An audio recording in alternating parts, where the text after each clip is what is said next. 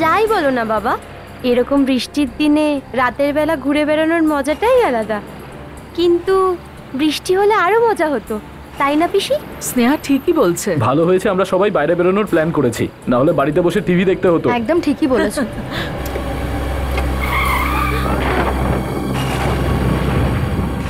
বুঝতে পারছি না গাড়িটার কি হলো হঠাৎ করে। এমন কি হলো গাড়িতে? দেখে আসছি।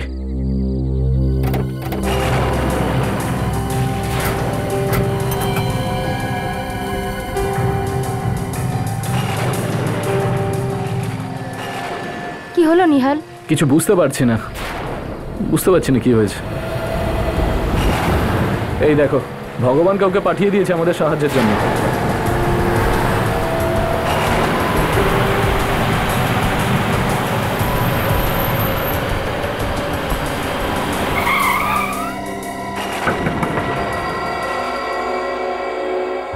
দাদা, আমরা একটু বিপদে পড়েছি। আমাদের গাড়িটা খারাপ হয়ে গেছে। আশেপাশে কোনো গ্যারেজ আছে? গ্যারেজ? আর এখানে এখানে গ্যারেজ কোথা থেকে আসবে? কোনো হোটেল বা কিছু? এখানে কোনো হোটেল টোটেল নেই। হ্যাঁ, কিন্তু একটা জায়গা আমি চিনি যেখানে তোমরা রাত্রে থাকতে পারো। কোন জায়গা? এখানে কাছেই একটা বাংলো আছে, বড় পুরনো। ওই জায়গা তোমাদের জন্য ঠিক হবে। তাড়াতাড়ি বলো, আমার হাতে এত সময় নেই, আমার পাশের গ্রামে কিছু কাজ আছে। ঠিক আছে দাদা, আমাদেরকে কি ওই বাংলো পর্যন্ত ছেড়ে দিতে পারবেন? বসে পড়ো। 1 মিনিট, আমরা একটু জিনিসপত্রগুলো নিয়ে নাও।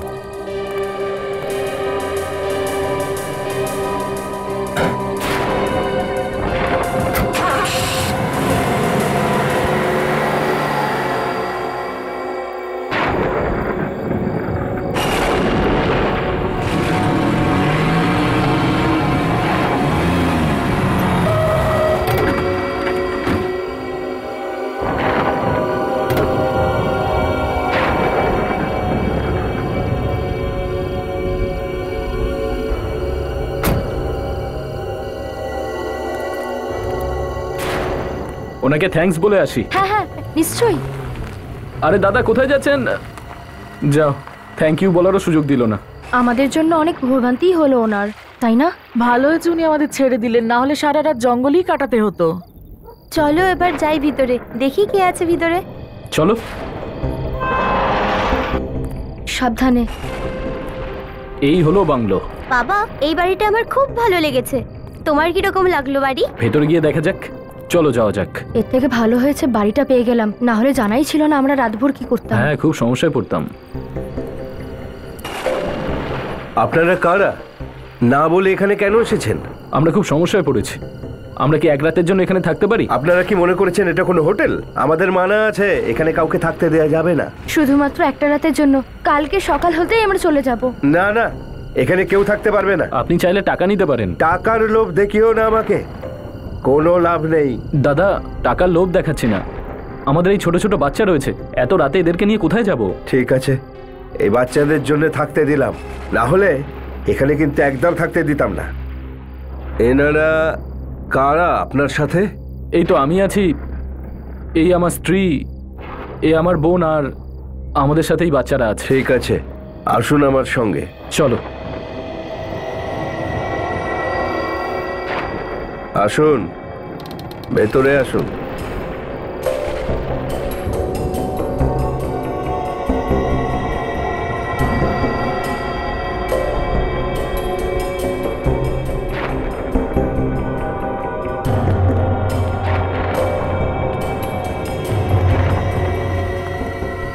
নেহাল, এখানে তো ইলেকট্রিক নেই, থাকবো কিভাবে?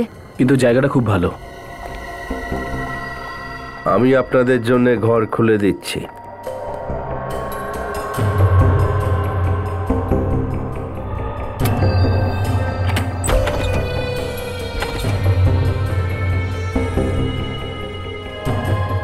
আপনাদের জন্য আমি ঘর খুলে দিয়েছি, ওখানেই থাকুন, কিন্তু মাত্র 1 রাত্রের জন্য। হ্যাঁ হ্যাঁ হ্যাঁ, ব্যাস ব্যাস, শুধু আজকে রাতটুকু, কাল সকালে আমরা চলে যাব। চলো যাওয়া যাক। চল মা।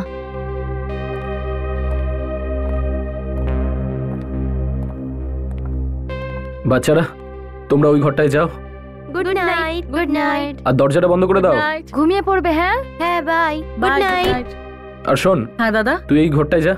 ঠিক আছে দাদা। ওকে, গুড নাইট সবাইকে। Good night. আর আমরা এই ঘরটায় যাই। ওকে।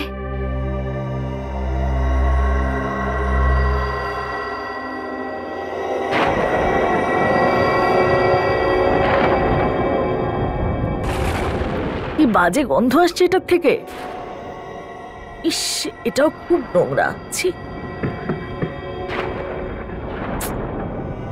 কত মশা এখানে। এই আওয়াজটা, কে ওখানে? কে?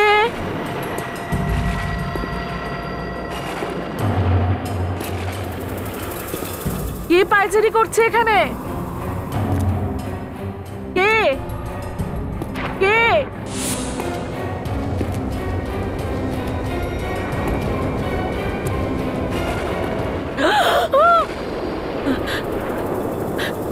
কে ওখানে?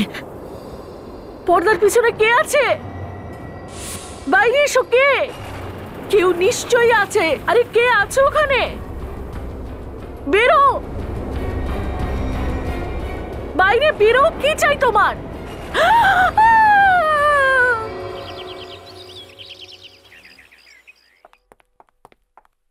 এইদিকে।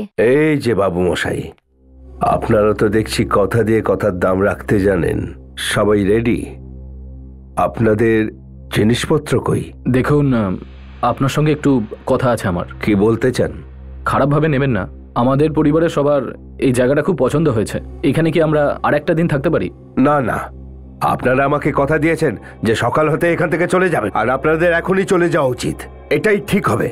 আসলে ব্যাপারটা হলো, এই জায়গাটা এতটাই ভালো লেগেছে যে আমি বাংলোটা কিনতে চাই। কিনতে চান? কিন্তু লাভ কি এটাকে কিনে? এখানে বিদ্যুৎ নেই, আর অনেক কিছু নেই। এটা এটা কি করে পছন্দ হলো আপনার বাড়িটা? ব্যাস, শুধু ভালো লাগার ব্যাপার দাদা। জায়গাটা খুব ভালো, আমার ভালো লেগেছে। আর এই বাড়িটার বাস্তুটা খুব সুন্দর। আগেকারের লোকেরা কি করে বাড়ি বানাতো সেটা দেখেই অবাক হতে হয়। এবার তো আমরা থাকতে পারি। আমরা কালকে চলে যাব, পাক্কা। ঠিক আছে, এমনিতেই এই জায়গার মালিক এটাকে বেচে দিতেই চায়, আর আপনারা যদি এটাকে কিনতেই চান তাহলে ঠিক আছে। ধন্যবাদ দাদা। চলো, ভালো হলো উনি ভালোই ভালোই মেনে নিয়েছেন, না হলে আরো হাত জোড় করতে হতো। আরে রিয়া, চলো রিয়ার সাথে কথা।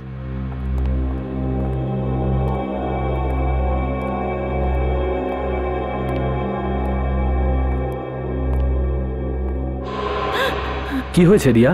এত চুপচাপ আছিস কেন? কিছু কথা বলছিস না কেন রিয়া? কি হলো রিয়া? কিছু হয়েছে। কি?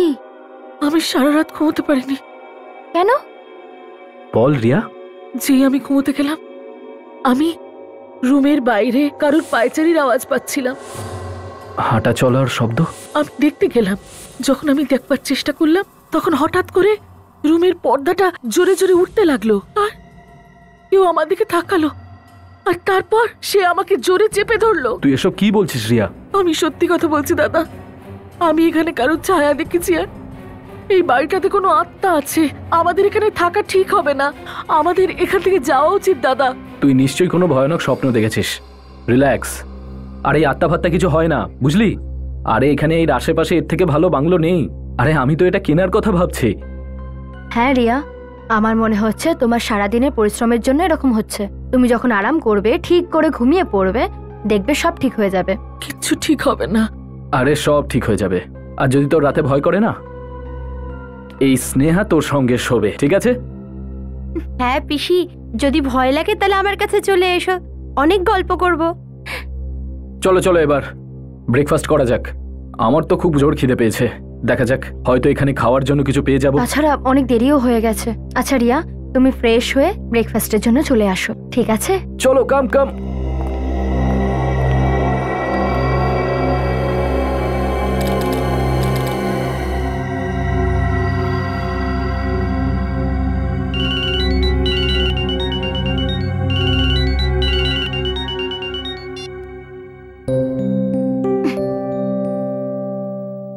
Good morning.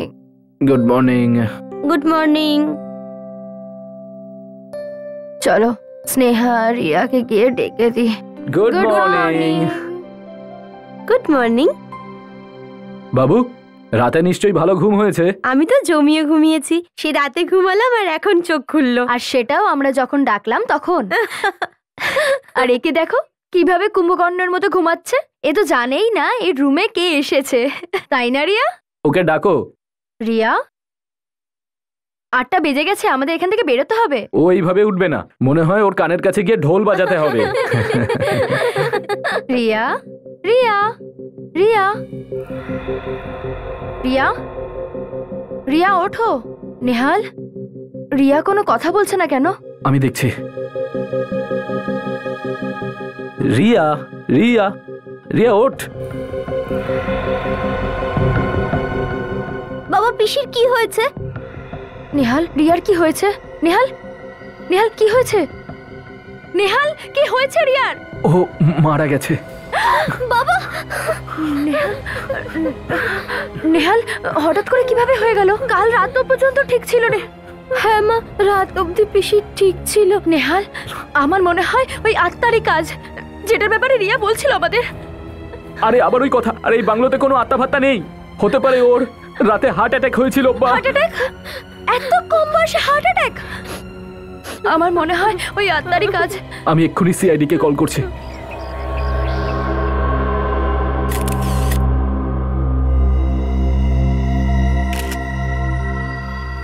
সচিন, ফ্রেডি, একটু আশেপাশে দেখো তো, দেখো কোনো অদ্ভুত কিছু পাও কিনা।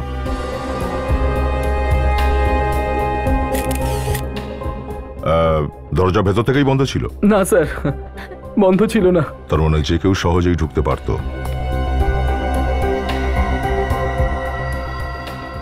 গলায় কোনো চিহ্ন আছে? না স্যার। নাক থেকে রক্ত বেরিয়েছে? স্যার, রাতে তো ঠিকভাবেই শুয়েছিল, সকালে এসে দেখলাম তো।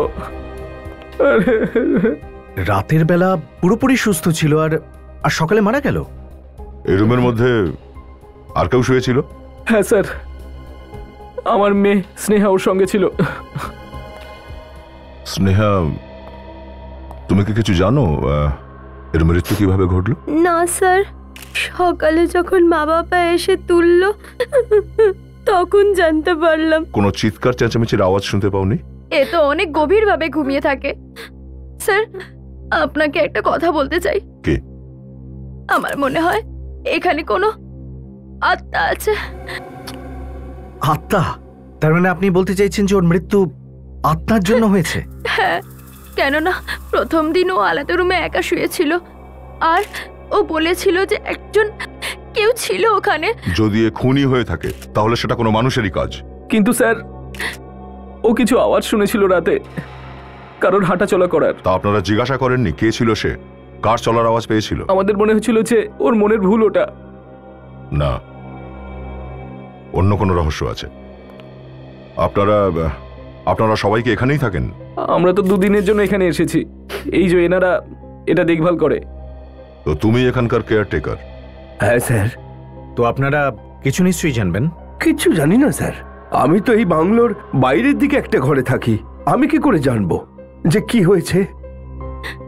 হ্যাঁ সাহেব, কাল রাতে ওর শরীর খুব খারাপ ছিল, সারা রাত কেশেছে আর ঘরের বাইরেও যায়নি। এ রুমের বাইরে যায়নি, এ গভীর ঘুমে আচ্ছন্ন ছিল, আর বাকিরা কেউ কিচ্ছু জানে না। তো তাহলে জানা যাবে কি করে যে এর মৃত্যুটা হলো কিভাবে? আচ্ছা, এর কি কোনো ধরনের অসুখ বিসুখ ছিল, কোনো হার্টের প্রবলেম ইত্যাদি? না, এরকম কোনো অসুখ ছিল না। সাহেব, ওদেরকে এখানে রেখে আমরা খুব বড় ভুল করেছি সাহেব। আমরা কি জানতাম এখানে এইসব কাণ্ড ঘটবে?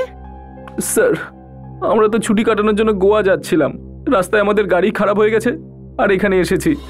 তো আপনারা এই জায়গাটার ব্যাপারে আগে থেকে সব জানতেন? না স্যার, না। একটা লোক আমাদের এখানে এনেছিল। কে ছিল লোকটা? জানি না কে এসে। আমাদের গাড়ি খারাপ হয়ে গেছিল, আমরা তখন রাস্তায় দাঁড়িয়েছিলাম, তো ওই লোকটা ওখান থেকে যাচ্ছিল।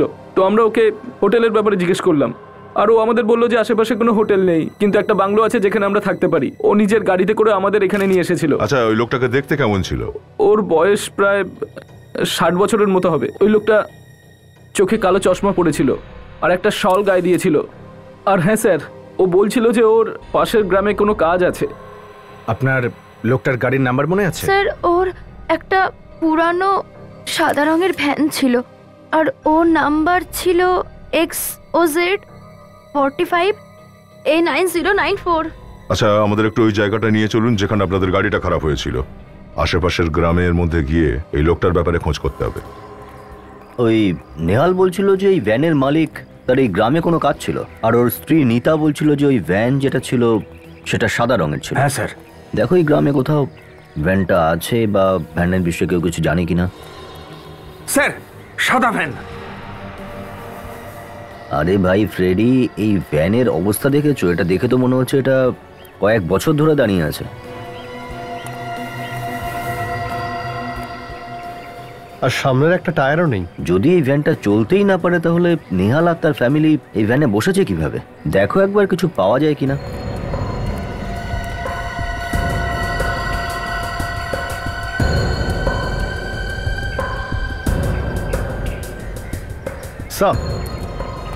স্যার গাড়ির নাম্বার ওইটাই, আচ্ছা। যেটা নেহালের স্ত্রী আমাদের বলেছিল। স্যার গাড়ির মধ্যে অর্ধেক জিনিসই পাওয়া যাচ্ছে না। কিন্তু গাড়িটা কার সেটা একটু জানো তো? ওনাকে জিজ্ঞেস করো, ওনাকে। এই যে দাদা, এই গাড়ির মালিককে বলতে পারবেন? স্যার এই গাড়ির মালিককে আমি চিনতাম স্যার। চিনতেন? তার মানে এখন কোথায় আছে উনি? স্যার এই গাড়ির মালিকের মৃত্যু 6 বছর আগেই হয়ে গেছে, তখন থেকে গাড়িটা এখানেই দাঁড়িয়ে। এক মিনিট, এই ভ্যানের যে মালিক ছিল সে বৃদ্ধ ছিল, কালো চশমা পরতো কি, আর কাঁধের উপর শাল রাখতো? হ্যাঁ স্যার, আমি ওর ব্যাপারেই বলছি স্যার, কিন্তু উনি এই পৃথিবীতে আর বেঁচে নেই। কিন্তু আপনারা আমাকে এসব কেন জিজ্ঞাসা করছেন? দেখুন, আমরা সিআইডি থেকে একটা কেসের ব্যাপারে জিজ্ঞাসাবাদ করছি। সিআইডি? আচ্ছা দাদা, এই ভ্যানের মালিক কি সত্যি সত্যি মারা গেছে নাকি? হ্যাঁ। ঠিক আছে ঠিক আছে, আপনি এখন যেতে পারেন, প্রয়োজন হলে আবার ডাকবো। Thank you. স্যার আমার তো মনে হচ্ছে নেহালকে কোনো আত্মাই লিফট দিয়েছিল, তাই তো নেহাল বেঁচে গেছে আর ওর বোন মারা গেল। তোমার আত্মা যেই হোক না কেন, তাকে আমি ঠিক ধরবই।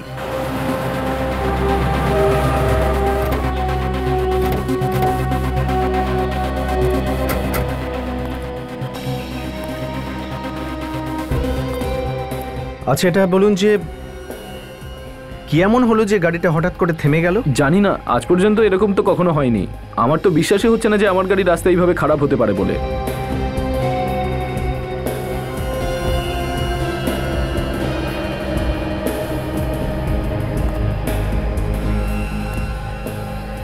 কাজল, এই দেখো, পেট্রোল লিক হয়েছে এখানে।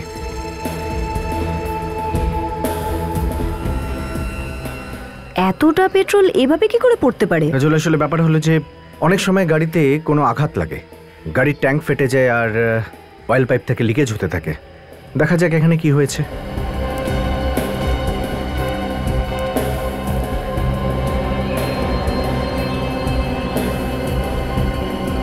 মাই গড, পেট্রোল পাইপটা ফুটো করা হয়েছে, ইচ্ছে করে এই ব্যাপারটা করা হয়েছে। মানে স্যার কেউ প্ল্যানিং করে এই কাজটাকে করেছে যাতে এই গাড়িটার পেট্রোল এখানেই শেষ হয়ে যায় আর গাড়িটা এখানেই দাঁড়িয়ে যায়, যাতে গাড়িটাকে ঠিক করার জন্য কাছে পিঠে কাউকে না পাওয়া যায়। কিন্তু এরকম ফুটো কে করবে? কারণ বাড়ি থেকে বেরোনোর আগে আমি চেক করেছিলাম, তখন তো সবকিছু ঠিক ছিল। হ্যাঁ, কিন্তু এখানে পেট্রোল পাইপে যেই ফুটো করেছে সেখানে আশেপাশেই করেছে, দূরে নয়। কারণ দূরে যদি ফুটো করতো তাহলে এত দূর আসতো না গাড়িটা। আচ্ছা এটা বলুন যে আসার সময় রাস্তায় কোথাও থেমেছিলেন? হ্যাঁ, একটা ধাবাতে দাঁড়িয়েছিলাম টিফিন করার জন্য। ধাবায়? ও তার মানে পেট্রোল পাইপে ফুটো ওই ধাবাতেই কেউ করেছিল। একটা কাজ করো, তুমি একটু খোঁজ নাও। সারিকা, খুনের যে পদ্ধতিটা আমার মনে হচ্ছে তাতেও শরীরের উপর আঙুলের ছাপ পড়া মুশকিল। তাহলে আর কোন পদ্ধতি হতে পারে সালুকে? এই মেয়েটির রিয়ার নাক আর মুখ চেপে ধরা হয়েছিল। তার মানে ওকে খুন করা হয়েছে, দম আটকে ওর মৃত্যু হয়েছে। এক্স্যাক্টলি। কিন্তু এর মুখে তো কোনো আঙ্গুলের ছাপ দেখা যাচ্ছে না বস। আঙুলের চিহ্ন এই কারণে নেই যে ওর মুখটা অন্য কোনো জিনিস দিয়ে চাপা হয়েছিল। অন্য কিছু দিয়ে মানে? সারিকা স্যার, স্যার গোলাপি রঙের সুতো, তার মানে কোনো গোলাপি রঙের কাপড় দিয়ে এর মুখটাকে চেপে ধরা হয়েছিল। যখন খুনি এর মুখটা চেপে ধরেছিল তখন বেচারির দম আটকে গিয়েছিল, আর জোরে জোরে নিঃশ্বাস নেওয়ার সময় এই সুতোটা এর নাকে চলে এসেছে। একদম ঠিক। গোলাপি রঙের কাপড়? স্যার গোলাপি রঙের বালিশ তো আমি ওই মেয়েটার বাড়িতে দেখেছিলাম, চেয়ারে, বিছানায়, যেখানে ও শুয়েছিল। তাহলে সালুকে রিয়ার মুখ ওই গোলাপি রঙের বালিশ দিয়েই চেপে ধরা হয়েছিল। যদি এই বালিশটা আমরা পেয়ে যাই তাহলে খুনির সম্পর্কে আমরা আরো কিছু জানতে পারবো। পাওয়া যাবে সালুকে।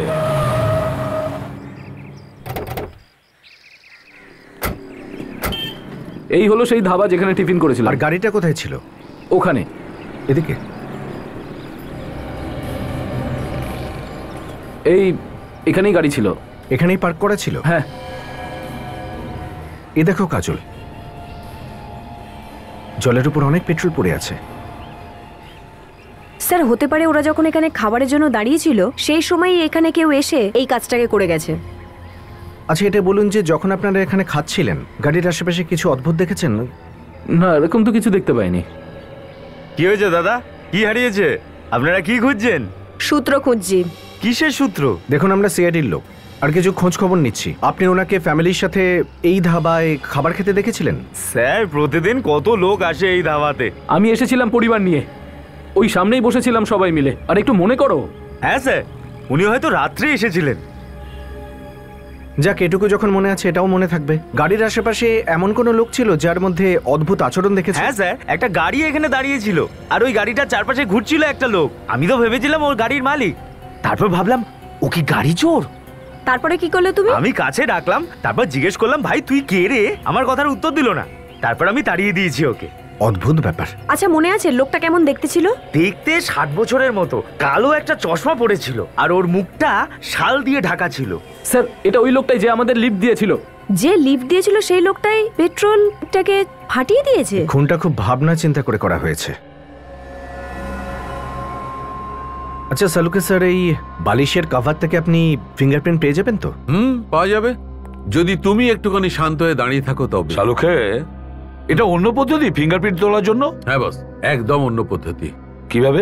এ দেখো এই গোল্ড ডাস্ট, হ্যাঁ, এই গোল্ড ডাস্টটাকে আমি এই কাপড়ের ওপর স্প্রে করব, আর তারপর এখান থেকে একটা গ্যাস পাস হবে যেটা ভ্যাকুয়ামের মধ্যে দিয়ে এই কেমিক্যালের মধ্যে যাবে, আর এখান থেকে রিয়্যাক্ট করে সেই গ্যাস এই কাপড়ের উপর ছড়িয়ে যাবে। আর এই কাপড়ের উপর ঘামের চিহ্ন তো আগেই আছে। শালুকে, ঘাম তো উড়ে যায়, শুকিয়ে যায়। হ্যাঁ হ্যাঁ, উড়ে যায়, শুকিয়ে যায়, কিন্তু উড়ে যাওয়ার পর নিজের কিছু চিহ্ন ছেড়ে যায়, যেমন নুন, অ্যাসিড, অ্যালকালি ইত্যাদি ইত্যাদি। অ্যালকালি, অ্যাসিড ইত্যাদি। দয়ায় সবকিছু কাপড়ের মধ্যে থাকে, সবকিছু থাকে, কিন্তু আমরা নিজের চোখ দিয়ে দেখতে পাই না সেটা। এখন আমরা এই গ্যাসের সাহায্যে এই কাপড়ের ওপর ওই সবকিছু দেখতে পাবো। আরো একটা কথা শালুকে, এই কভারটা ওই বালিশের যেটার কারণে রিয়ার মৃত্যু হয়েছে দম বন্ধ করে, সেটা কিভাবে জানবে তুমি? জানা যাবে না বস, জানা গেছে, কারণ এই বালিশের মধ্যে থেকে বস রিয়ার লালাও পেয়েছি আমরা, যেটা হয়তো রিয়ার মুখ চেপে ধরার পর ওর মুখ থেকে বেরিয়েছিল। আচ্ছা স্যার, এই গ্যাসটা কি গ্যাস? সচিন, এটা alkali bromo gas. Alkali bromo gas? Doctor, যখন জানাই গেছে যেতে অ্যালকালি জাতীয় কিছু আছে, তাহলে এত কিছু করার দরকার কি? দরকার আছে দয়া, একটু ধৈর্য ধরো। আর তোমরা এই মাস্কগুলো পরে নাও আর এই চশমাগুলো পরে নাও।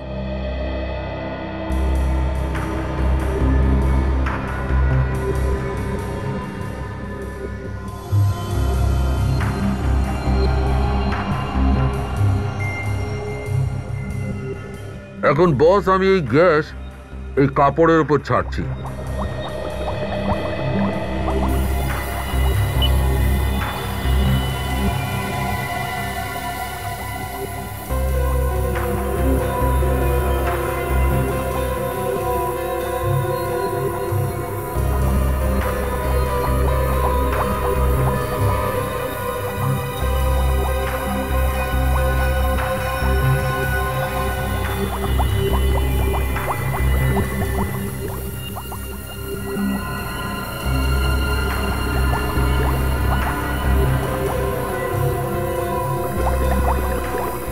এই দেখো বস, এই ঘামে নুন, অ্যাসিড আর অ্যালকালিতে কি জাদু দেখাচ্ছে। আঙুলের ছাপ। তুমি তো মাত করে দিয়েছো, কিন্তু দুঃখ হচ্ছে আমার। হ্যাঁ, দুঃখ কেন হচ্ছে? আরে ভাই, কখনো একটু হেসে প্রশংসা তো করতে পারো। কোন আনন্দে? আরে ভাই, তোমার কাজ করছে এই আনন্দে। আরে এটা তো তোমারই কাজ। কি জানে এই লোকটি কবে প্রশংসা করতে শিখবে।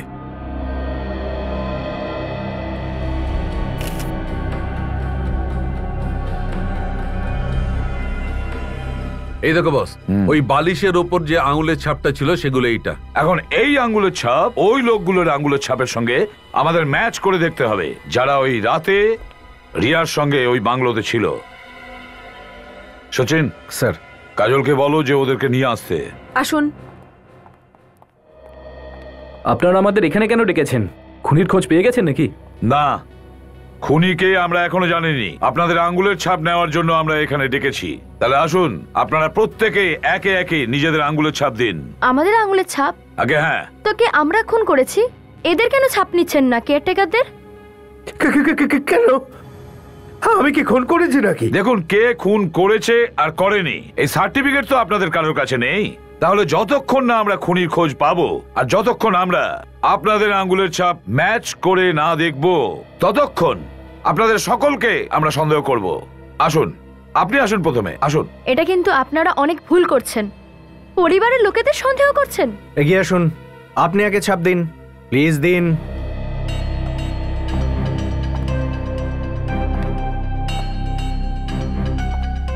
হাতটা রাখুন।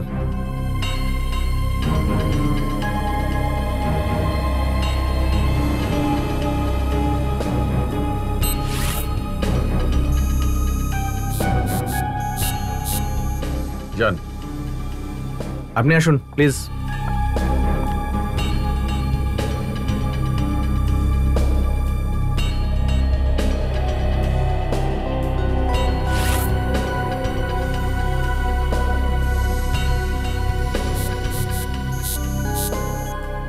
সরে যান আপনি প্লিজ।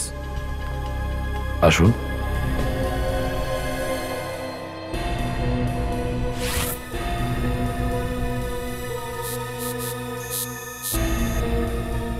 যাও।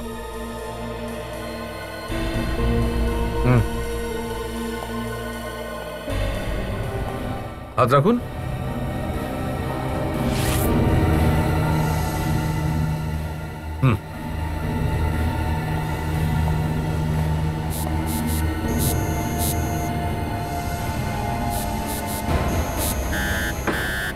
বস, ওই বালিশের ওপর যে আঙুলের ছাপ পাওয়া গেছে সেটা ওই নিহালের আঙুলের ছাপ।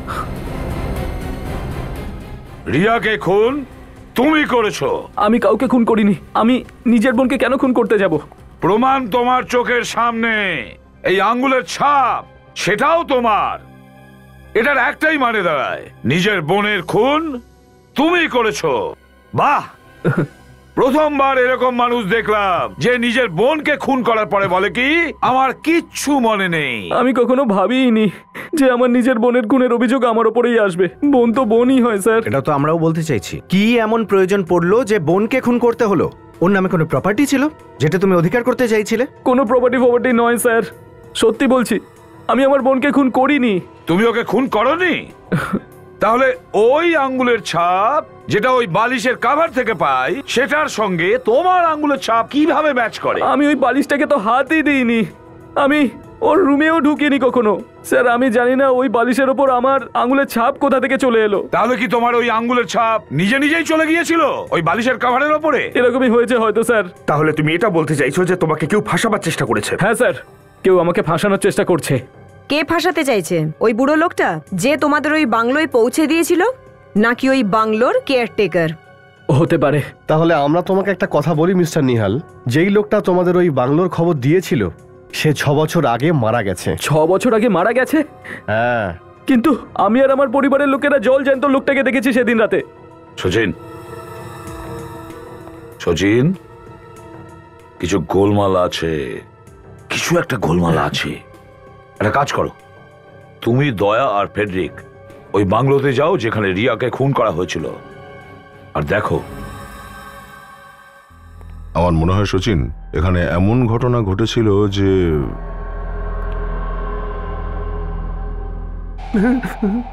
কি হচ্ছে ফ্রেডি? কি ব্যাপার? যদি ওনারা জানতে পারেন যে আমরা এখানে আছি তাহলে কি ভয় পাচ্ছ না? ভয় কে পাচ্ছে? ফ্রেডি, নিজের ঠোঁট দুটো বন্ধ করো আর চুপচাপ গিয়ে ওই দেয়ালের দিকে মুখ করে দাঁড়িয়ে পড়ো। যাও। স্যার, একটা আওয়াজ আসছে। লুকিয়ে পড়ো।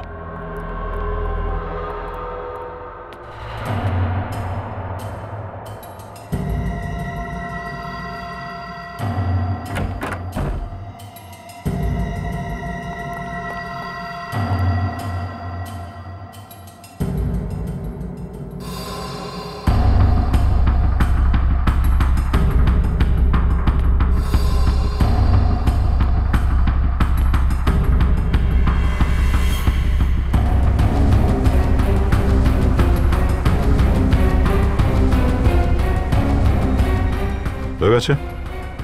হ্যাঁ নেহাল, আমি জানতে চাইছি তোমার কাজ হয়ে গেছে নাকি? এরকম চুপ করে থাকলে চলবে না। এই বালিশটা দিয়ে কাকে খুন করতে চাইছিলে? হ্যাঁ, কাকে? এই পুতুলটাকে? হ্যাঁ, ওর কি কিছু হয়েছে নাকি কিছু হওয়ার নাটক করছে? সব সময় লোকে নিজের জীবন বাঁচানোর জন্য নানা রকম বাহানা খুঁজে বের করে। এরকম ভূতের মতো দাঁড়িয়ে থেকে কোনো লাভ হবে না। নেহাল! স্যার, এর চোখের মনি দুটো দেখুন, কেমন যেন লাগছে না? কেউ দেখছি একে হিপনোটাইজড করে দিয়েছে। এ জানেই না যে কোথায় আছে আর কি কাজ করছে। একে শিগগির এই অবস্থা থেকে বাইরে বের করতে হবে। মিতা দেবী, এই কথাটা একরকম সত্যি যে খুন নেহালি করেছে। এটা কি বলছেন আপনি? আমি প্রথমেই বলেছি আমার স্বামী ওর বোনের খুন করতে পারে না, আর আপনি বলছেন? এমনটাই হয়েছে, আর সেটা হতে আমরা নিজের চোখে দেখেছি। নেহাল ওই রুমে গিয়েছিল যেখানে ওই খুনটা ঘটেছিল, আর ওখানে গিয়ে বালিশ দিয়ে খুন করার চেষ্টাও করেছিল। কি বলছেন আপনি? দেখুন, ওনাকে হিপনোটাইজ করা হয়েছে, আর ওনাকে দিয়ে অন্য কেউ কাজটা করাচ্ছে। হিপনোটাইজ? হ্যাঁ, হিপনোটাইজড। আর এসবই প্ল্যানিং করেই করা হয়েছে। রাস্তার মাঝে আপনাদের কার খারাপ এমনি এমনি হয়ে যায়নি, কেউ জেনে বুঝে খারাপ করেছিল, আর তারপর এখানে রিয়াকে এখানে এনে খুন করা হয়েছে। এটা হতে পারে না। এমনটাই হয়েছে। কে করেছে খুন?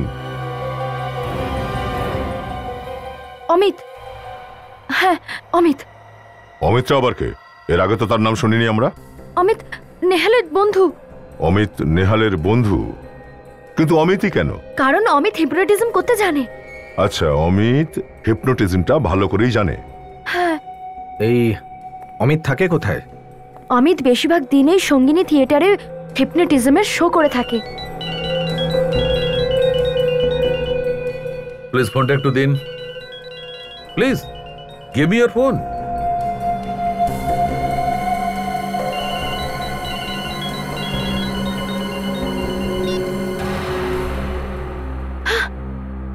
দেখলে নেহাল, এসব কি হচ্ছে? আপনারা এখানে কি করছেন? নেহাল, আমরা অনেকক্ষণ থেকেই এখানে আছি। মিস্টার নেহাল, আপনাকে হিপনোটাইজ করা হয়েছিল। ডক্টর সালুকে,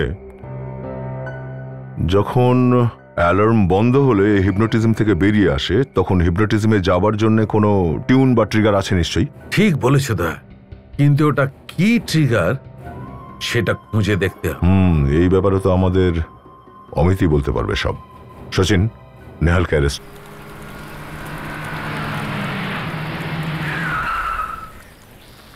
বিবেক, এটা তো সেই থিয়েটার যেটার কথা নেহালের বউ মিতা বলেছিল। হ্যাঁ, আর এই অমিত এখানে কিছুক্ষণ পরেই পারফর্ম করবে। একটা কথা কিছুতেই মাথায় ঢুকছে না, অমিত নেহালকে হিপনোটাইজ করতে গেলটা কেন? হ্যাঁ ফ্রেডি, এটা তো একটা কথা। এই চিৎকারের শব্দ শুনলি? হ্যাঁ।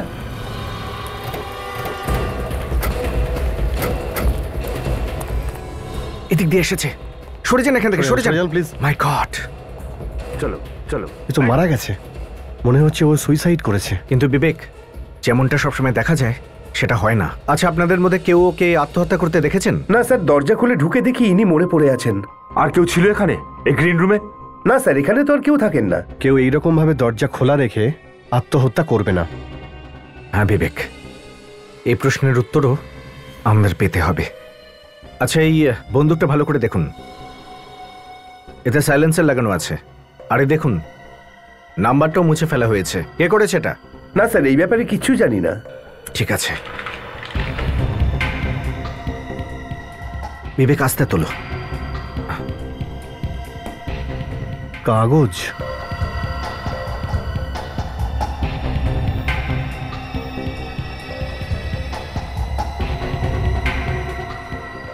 গড, এর মধ্যে তো লেখা আছে যে নেহালকে কি করে হিপনোটাইজ করতে হবে, আর তার নিচে এটাও লেখা আছে সম্মোহিত অবস্থা থেকে কিভাবে বের হতে হবে।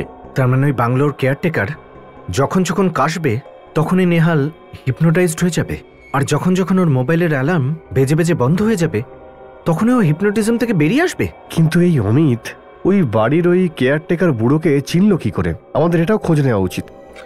আর তার পাশাপাশি এটাও জানতে হবে যে ও আত্মহত্যা করেছে নাকি খুন হয়েছে ওর।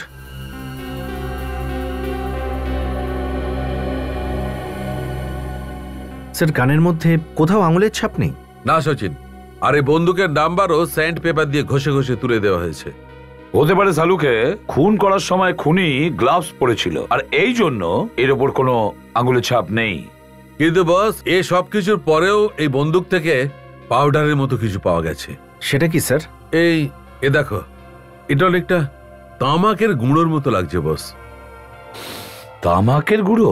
সালুকে, আমার মনে হচ্ছে এটা সিগারেট তামাক। মানে খুনি নিশ্চয়ই সিগার খায়। বস, একে খুঁজে বার করা সম্ভব।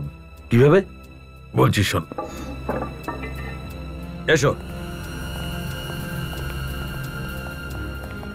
বস, এই যে কেমিক্যালটা দেখছো না, এতে যদি কোনো জিনিসের ওপর সিগারেট ধোঁয়াও লেগে থাকে না, তাও বোঝা যাবে। আচ্ছা, তাহলে আমরা দেখি।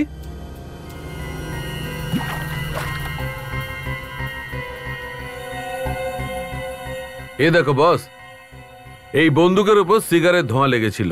তার মানে হলো সালুকে এই খুনি সিগার খায়। স্যার, এমনটা নয় তো যে অমিত সিগার খেত? আপনি ওর হাত চেক করেছেন? চেক করেছি, ও সিগার খায় না। স্যার, আমাদের ওই লোকটাকে খুঁজতে হবে যে সিগার খায়। এই সব নেহালের গাড়ি খারাপ হয়ে দাঁড়িয়ে পড়ে, তারপর সাদা গাড়িটা এসে ওকে লিফট দিয়ে ওই বাংলোতে পৌঁছে দেওয়া, এই সব জেনে শুনে ঠান্ডা মাথায় করেছে। গ্রামে গিয়ে খোঁজ নাও, সিগার খায় এমন কাউকে ওই গ্রামে চেনে কিনা। গ্রামের প্রত্যেকটা লোকের কাছে জিজ্ঞেস করি, এমন কাউকে কখনো দেখেছে কিনা যে লাগাতার সিগার খায়। আরে স্যার, আবার এখানে এসেছেন আপনারা? খুনিকে কি খুঁজে পেলেন আপনারা? এখনো পর্যন্ত পাইনি, তবে খুব তাড়াতাড়ি ধরা পড়বে। আচ্ছা, একটা কথা বলুন, আপনি এমন কাউকে চেনেন যে লাগাতার সিগার খায়? এমন কেউ যে বাইরে থেকে গ্রামে এসেছে? হ্যাঁ স্যার, একটা লোক এখানে আসতো বটে এবং খুব সিগারও খুব খেত। আর স্যার, ও সেই লোকটাকেও চিনতো যিনি ওই পুরনো গাড়ির মালিক ছিলেন। তুমি ওই লোকটাকে চেনো নাকি? হ্যাঁ স্যার, ওর নাম ঋষিকেশ। ঋষিকেশটা আবার কে? স্যার, এই লোকটা বাইরে থেকে বেশ কয়েক বছর আগে এখানে আসে। তখন ওই গাড়ির মালিক বেঁচে ছিলেন আর ও এই জায়গাটা কিনতে চেয়েছিল, কিন্তু এখানে কেস চলছিল তো তাই কিনতেও পারেনি। তার মানে ঋষিকেশ চিনতো ওই লোকটাকে, ও জানতো ওই বয়স্ক লোকটাকে দেখতে কেমন। হ্যাঁ স্যার, আর এই কারণে ঋষিকেশ ওই ভ্যান ড্রাইভার বুড়োর ভেগ ধরে ঘুরছিল, আর একই রকম ভ্যানও তৈরি করে নেয়। আচ্ছা, একটা কথা বলুন, আপনি ঋষিকেশের বিষয়ে আর কিছু জানেন? ওর নাম্বার বা অ্যাড্রেস কিছু? স্যার, ওর মোবাইল নাম্বারটা আমার কাছে আছে। আচ্ছা, দিন না। স্যার, ওর নাম্বার হলো 900123874874। আর স্যার, ও ওই কলেজের পাশেই থাকে। আর ওর ঠিকানা হলো B1 তেলিগড়ি হাইওয়ে রোড। আগে থেকেই জানতাম যে আমি ফেঁসে যাব।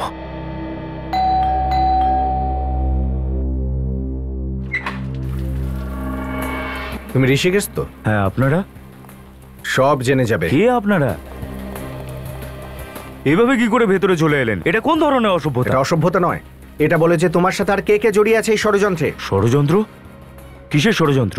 রিয়া আর অমিতের মৃত্যুর ষড়যন্ত্র। আর কি ষড়যন্ত্র? অমিত আর রিয়ার মৃত্যুর ষড়যন্ত্র? হ্যাঁ, আর সেই ভ্যানটাই বা কোথায় যেটা তুমি বানিয়েছিলে? ভ্যান?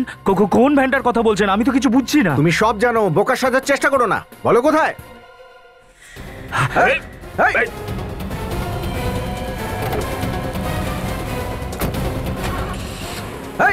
দাঁড়া! ও মাই গড, পালিয়ে গেল। ফলো করতে হবে। বিবেককেও ডাকো।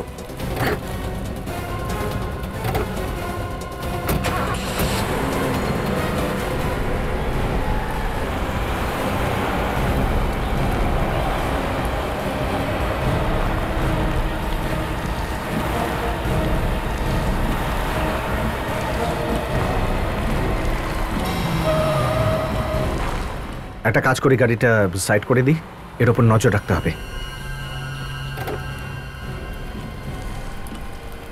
কোনো রকমে বেঁচে গেলাম।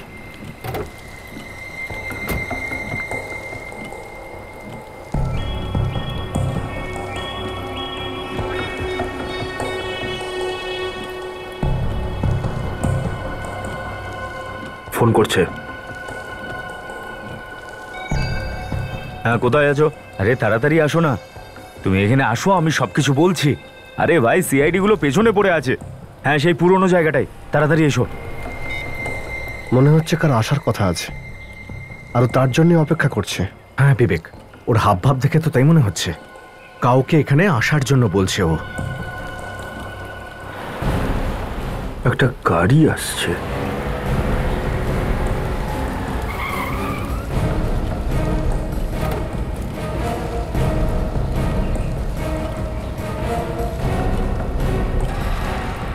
এ তো নেহালের স্ত্রী মিতা। এই সময় বৃষ্টির মধ্যে কেন ডাকলে? কি এমার্জেন্সি পড়ে গেল? এমার্জেন্সি? সিআইডির লোকগুলো আমার পেছনে পড়ে রয়েছে আর তুমি এমার্জেন্সি বলছো? এ এখানে কেন? চলো গিয়ে জিজ্ঞেস করি। সিআইডি, ওদের মধ্যে কেউ একজন দেখে নিলে না আমাদের দুজনকে উল্টে কেস খেয়ে যাবো। আরে বোঝার চেষ্টা করো। আরে সিআইডি লোকগুলো এসে গেছে।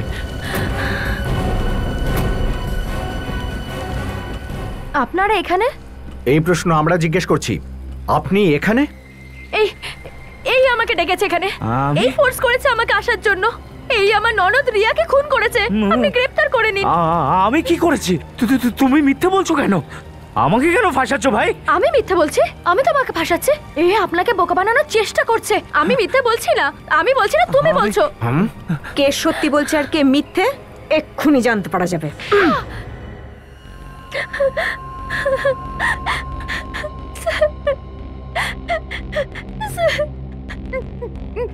বলো, কেন মেরেছো তোমরা অমিত আর রিয়াকে?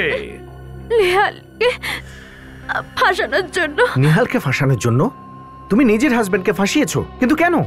আমি ভালোবাসি ঋষিকেশকে, কিন্তু আমার বিয়ে নেহালের সাথে হয়ে গেছে। তাই আমরা দুজনে প্ল্যান করি যে নেহালকে খুনের চক্রান্তে ফাঁসিয়ে ওকে জেলে পাঠিয়ে আমরা দুজন বিয়ে করে নেব। আর গোয়াতে বেড়াতে যাওয়ার যে প্ল্যানটা, সেটাও তো তোমারই ছিল, তাই না? আমরা যখন ঘুরতে গেলাম তখন আমরা ধাবাতে খাবারের জন্য থামলাম। তখন ওই সময় সুযোগ পেয়ে ঋষিকেশ গাড়ির পাইপ ফুটো করে দিয়েছিল। গাড়িটা জঙ্গলের মাঝখানে থেমে যায়। আমি পিছন পিছন আসছিলাম। আমি ওদের লিফট দেওয়ার নাম করে ওই পুরনো বাংলোটায় নিয়ে যাই। আর সেই বাংলোয় তুমি আত্মা সেজে রিয়াকে ভয় দেখাতে লাগলে, যাতে অন্যদের মনে হয় যে ওখানে কোনো আত্মা আছে যে রিয়াকে খুন করেছে। আর তারপরে অমিত নেহালকে হিপনোটাইজ করে সম্মোহন আর ওর হাত দিয়েই রিয়াকে খুন করায়। কিন্তু অমিতকে তোমরা কেন মারলে? কিন্তু আমাদের ভয় ছিল যে আমাদের সব বিষয় বলে দেবে। তোমার একটু লজ্জা করলো না এসব করতে গিয়ে? কম করে নিজের বাচ্চাদের ব্যাপারে তো একটু ভাবতে পারতে। বাংলায় প্রবাদ আছে, অতি চালাকের গলায় দড়ি। যে চালাকিতে তোমরা ফেসে গেছো, সব থেকে বড় ভুল তো তুমি করেছো ঋষিকেশ। 6 বছর আগে মারা যাওয়া মানুষের ছদ্মবেশে তুমি এসেছিলে। আর দ্বিতীয়, তোমার সিগারের নেশা। ভুলে গেছো তুমি যে ধূমপান স্বাস্থ্যের পক্ষে ক্ষতিকর। দুজনেই জেলে বসে পচো, ফাঁসির অর্ডার আসা না পর্যন্ত।